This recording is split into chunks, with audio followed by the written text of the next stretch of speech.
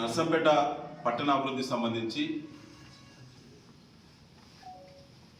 ఏ వర్గ ప్రజలకు మార్పులో భాగంగా కాంగ్రెస్ పార్టీ వచ్చినాక ఈ పట్టణ ప్రజలకు ఏం జరిగింది, ఏం ఒరిగింది?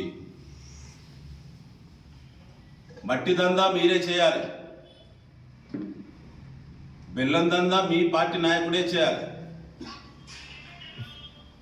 భూముల దందా మీ పార్టీ చేయాలి, మున్సిపాలిటీలో దొంగ ఇంటి నంబర్లు కూడా మీ పార్టీ మాత్రమే ఇప్పిస్తుంది.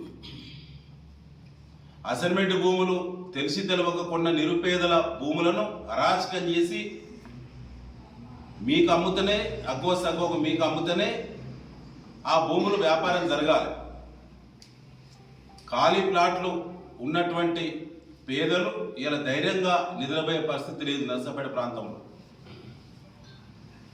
అభివృద్ధి ఎక్కడికక్కడ గొడ్డెల కాటు పడ్డట్టే ఆగిపోయింది.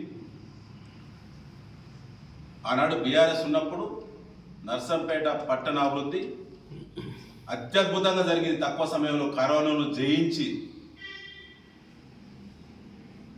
ఇవాళ 2 ఏళ్ల టర్మ్ పూర్తయింది.